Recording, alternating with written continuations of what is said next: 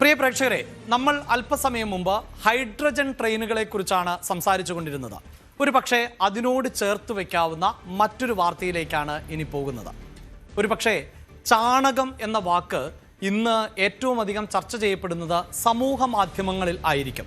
അതാകട്ടെ രാഷ്ട്രീയ ആക്ഷേപത്തിന് വേണ്ടിയാണ് പ്രധാനമായും ഉപയോഗിക്കുകയും ചെയ്യുന്നത്.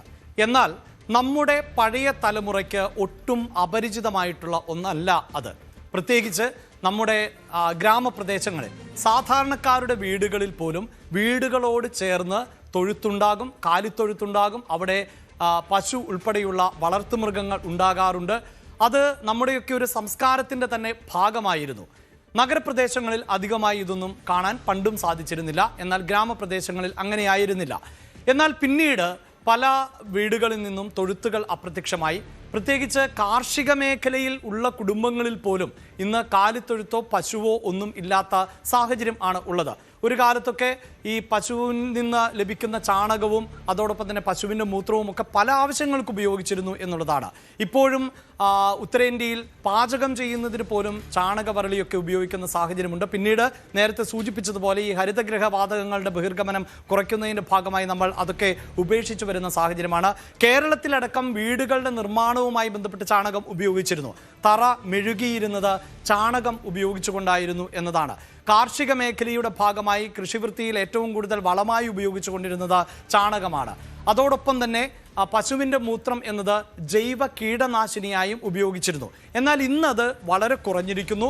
കേരളത്തിൽ ഇപ്പോൾ ക്ഷീര കർഷകരുടെ എണ്ണത്തിൽ ഗണ്യമായ കുറവ് വന്നിരിക്കുന്നു. സാധാരണ കുടുംബങ്ങളിൽ ഒന്നും തന്നെ പശു ഇല്ലാതായിരിക്കുന്നു. അതുകൊണ്ടാണ് ഞാൻ സൂചിപ്പിച്ചത്, ഒരു പക്ഷേ യുവതലമുറയ്ക്ക് അല്ലെങ്കിൽ നമ്മുടെ കുട്ടികൾക്ക് ചാണകം എന്ത് എന്ന് പോലും അറിയില്ലാത്ത, അത് കണ്ടിട്ടില്ലാത്തവർ പോലും ഉണ്ടാകും. ഒരു കാലത്തൊക്കെ നമ്മുടെ ഇടവഴികളിൽ, നാട്ടിടവഴികളിലൊക്കെ ചാണകമുണ്ട് എങ്കിൽ ഇന്ന് കുട്ടികൾക്ക് അതുപോലും കാണാൻ പറ്റുന്ന ഒന്നല്ല. അതുകൊണ്ട് അവർ അത് നേരിട്ട് കണ്ടിട്ടുണ്ടോ എന്ന സംശയമുണ്ട്.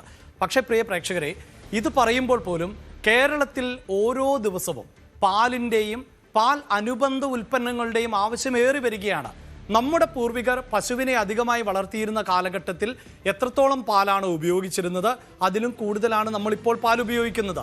ഒപ്പം പാലുമായി ബന്ധപ്പെട്ട ഉൽപ്പന്നങ്ങൾ അത് നമുക്കറിയാമല്ലോ. അതിൽ തന്നെ ഐസ്ക്രീം മാത്രം എടുത്താൽ മതി. ഒരു പക്ഷേ പഴയ കാലഘട്ടത്തിൽ ഉപയോഗിച്ചിരുന്നതിൻ്റെ 10 മടങ്ങാണ് നമ്മൾ ഐസ്ക്രീം ഉപയോഗിക്കുന്നത്. അപ്പോൾ പശുവിനെ, കന്നുകാലിയെയും നമ്മൾ മാറ്റി നിർത്തുകയും എന്നാൽ അതുമായി ബന്ധപ്പെട്ട ആവശ്യങ്ങൾ നമ്മൾ വർദ്ധിപ്പിക്കുകയും ചെയ്തു എന്നതാണ് യാഥാർത്ഥ്യം. ഇനി എന്തുകൊണ്ടാണ് ഈ ചാണകം ഞാൻ സോഷ്യൽ മീഡിയ ചർച്ച ചെയ്യുന്നു എന്ന് പറഞ്ഞത്? പലപ്പോഴും ഉത്തരേന്ത്യൻ സംസ്ഥാനങ്ങളിൽ ഇതല്ല സാഹചര്യം. ഉത്തരേന്ത്യയിലെ പല കുടുംബങ്ങളിലും ഇപ്പോഴും പശുവിനെ വളർത്തുന്നുണ്ട്. ആ കാർഷിക മേഖലയ്ക്ക് കൂടുതൽ ഊന്നൽ നൽകുന്നുണ്ട്. ചിലരെങ്കിലും അവരുടെ പ്രാർത്ഥനകളുടെ ഭാഗമായി അല്ലെങ്കിൽ അവരുടെ വിശ്വാസത്തിൻ്റെ ഭാഗമായി പശുവിനെ കണക്കാക്കുകയും പൂജിക്കുകയും ആരാധിക്കുകയും ഒക്കെ ചെയ്യുന്നുണ്ട്. അതിനെ ചേർത്ത് നിർത്തുന്ന ഒരു പൊളിറ്റിക്കൽ പാർട്ടിയാണ് BJP. അതുകൊണ്ടാണ് നമ്മുടെ കേരളത്തിൽ സമൂഹ മാധ്യമങ്ങളിൽ BJPയുമായി ബന്ധപ്പെട്ട് വിമർശനങ്ങൾ ഉയരുമ്പോൾ പലപ്പോഴും ചാണകം എന്ന വാക്ക് ഉപയോഗിക്കാറുള്ളത്. എന്നാൽ ഇനി പറഞ്ഞു വരുന്നത് ചാണകവുമായി ബന്ധപ്പെട്ട രാഷ്ട്രീയമല്ല, മറിച്ച് ചാണകവുമായി ബന്ധപ്പെട്ട മറ്റൊരു പ്രധാനപ്പെട്ട വിവരമാണ്. ഈ തലക്കെട്ടിൽ തന്നെ അത് വ്യക്തമാണ്. അതായത് ഇനി പെട്രോളും ഡീസലും വേണ്ട, ചാണകം മതി എന്നുള്ളതാണ്. എങ്ങനെയാണ് ഇത് സാധ്യമാകുന്നത് എന്നതിലേക്കാണ് നമ്മൾ പോകുന്നത്. അവിടെ എടുത്തു പറയേണ്ടത്, വാഹനങ്ങൾ ഓടിക്കുന്നതിന് വേണ്ടി ബയോ CNG വികസിപ്പിച്ചെടുത്തിരിക്കുന്നു എന്നുള്ളതാണ്. ബയോ CNG എന്നത് ഒട്ടും പുതുമയുള്ള ഒന്നല്ല. നമ്മുടെ രാജ്യത്ത് ബയോ CNG നേരത്തെയും ഉൽപ്പാദിപ്പിക്കുന്നുണ്ട്. അത് പ്രധാനമായും കാർഷിക വിളകളെ ആസ്പദമാക്കിയാണ്. അതായത് ഈ കർഷകർ കൃഷി ചെയ്യുന്ന കാർഷിക വിളകളുടെ അവശിഷ്ടങ്ങൾ ഉപയോഗിച്ചുകൊണ്ട് അല്ലെങ്കിൽ ബയോ CNG ഉൽപ്പാദിപ്പിക്കുന്നതിന് വേണ്ടി പ്രത്യേകമായി ചില പുല്ലുവർഗ്ഗങ്ങൾ കൃഷി ചെയ്യാറുണ്ട്. അങ്ങനെയൊക്കെ ബയോ CNG ഉൽപ്പാദിപ്പിക്കാറുണ്ട് എങ്കിൽ ചാണകത്തിൽ നിന്ന് ബയോ CNG വികസിപ്പിച്ചെടുത്തിരിക്കുന്നു. അതുപയോഗിച്ചിപ്പോൾ രാജ്യത്ത് വാഹനങ്ങൾ യാത്ര ആരംഭിച്ചിരിക്കുന്നു എന്നതാണ് ഈ പുതിയ വിവരം നിങ്ങളോട് പങ്കുവെക്കാനുള്ളത്. പ്രിയ പ്രേക്ഷകരെ, അവിടെ ഓർമ്മിപ്പിക്കട്ടെ, ഈ പ്രൊജക്റ്റ് ഒന്നും നടപ്പിലാക്കുന്നത് BJPയോ RSSോ സംഘപരിവാറോ ഒന്നുമല്ല എന്നുള്ളതാണ്. മറിച്ച് ഇന്ത്യയിലെ തന്നെ ഏറ്റവും പ്രമുഖമായിട്ടുള്ള, ഏറ്റവും അധികം ഉപഭോക്താക്കളുള്ള സുസുക്കി ആണ് എന്നതാണ്. സുസുക്കി മോട്ടോഴ്സ് ആണ് ഈ ഒരു ദൗത്യത്തിന് നേതൃത്വം നൽകിയത്. ഒപ്പം Suzuki motor corporation, Banas dairy, ഗുജറാത്തിൽ ഉള്ള ബനാസ് ഡയറിയുമായി ചേർന്നുകൊണ്ടാണ് ഈ ഒരു പ്രൊജക്റ്റ് യാഥാർത്ഥ്യമാക്കിയിട്ടുള്ളത് എന്നതാണ് എടുത്തു പറയേണ്ടത്. ഇനി ഈ ഇന്ധന ഉൽപാദനവുമായി ബന്ധപ്പെട്ട മറ്റ് വിവരങ്ങളിലേക്ക് പോകുമ്പോൾ ഗുജറാത്തിലെ ബനസ്കന്ദ എന്ന് പറയുന്ന സ്ഥലത്താണ് ഈ ബയോ CNG നിർമ്മാണവുമായി ബന്ധപ്പെട്ട പരീക്ഷണങ്ങളും നിരീക്ഷണങ്ങളും നടന്നത്.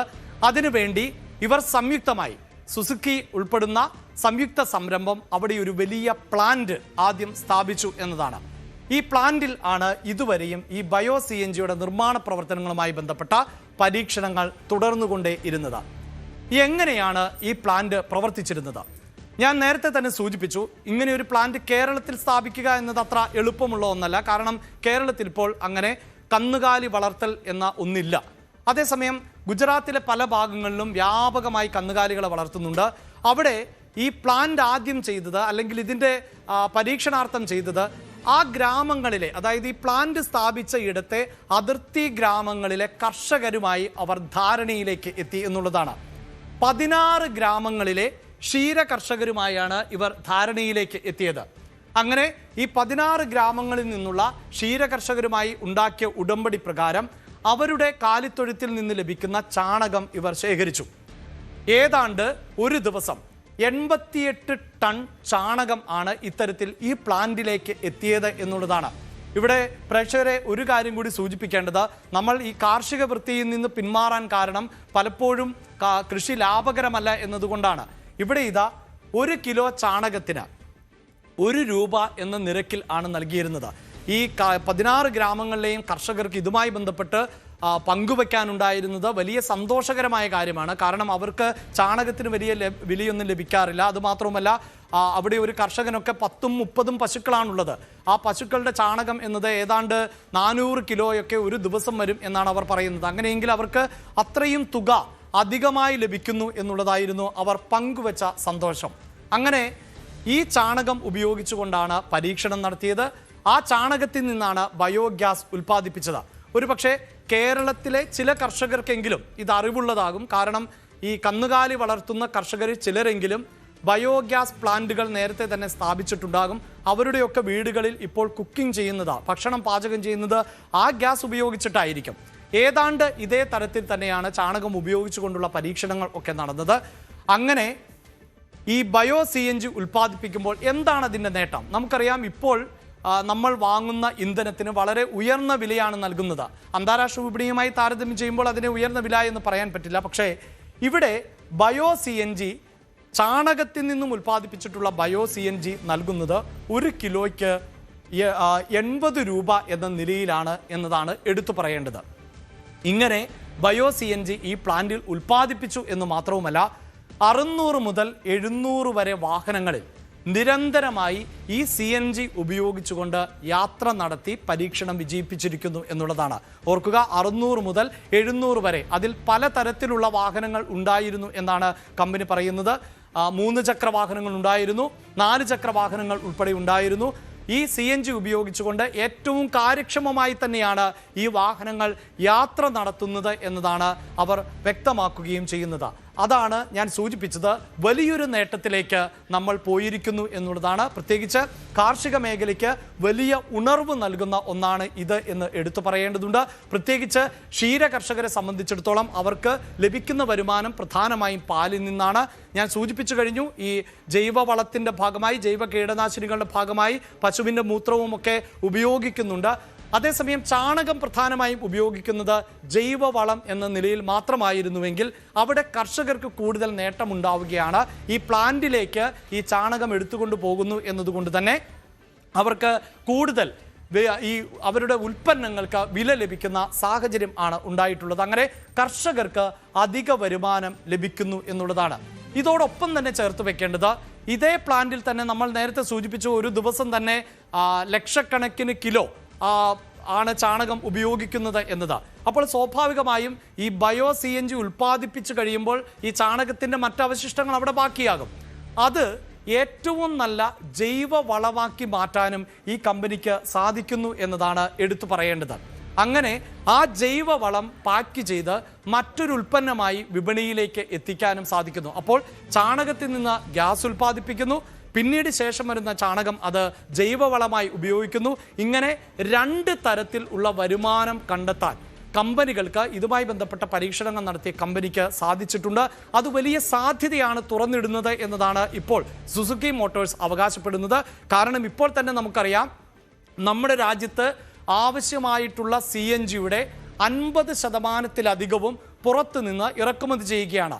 അതിൽ തന്നെ ഈ യുദ്ധം ഉണ്ടായതിനു ശേഷം, ഹോർമോസ് കടലിടുക്ക് അടച്ചതിന് ശേഷം അവിടെ നിന്നുള്ള CNGയുടെ വരവിൽ കാര്യമായ ഇടിവ് സംഭവിച്ചിട്ടുണ്ട് എന്നതാണ് എടുത്തു പറയേണ്ടത്. എന്തു തന്നെയാണെങ്കിലും അതിന് ഒക്കെ വലിയ പരിഹാരമായി ഈ ബയോ CNG മാറും എന്നാണ് കമ്പനി പ്രതീക്ഷിക്കുന്നത്. പക്ഷേ ഇതത്ര ഈ സൂചിപ്പിക്കുന്ന പോലെ എളുപ്പമുള്ള കാര്യമല്ല. വലിയ നിക്ഷേപം ആണ് ഈ പരീക്ഷണത്തിന് വേണ്ടി നടത്തിയത് എന്നാണ് കമ്പനി പറയുന്നത്. എന്നാൽ ഇതേ കമ്പനി തന്നെ പറയുന്നത് 3 വർഷം കൊണ്ട് അവരുടെ പ്രവർത്തന ചെലവ്, നിക്ഷേപ തുക തിരികെ പിടിക്കാവുന്ന തരത്തിലേക്ക് ഈ പ്ലാന്റുകളെ വികസിപ്പിക്കാൻ സാധിക്കുമെന്നാണ്.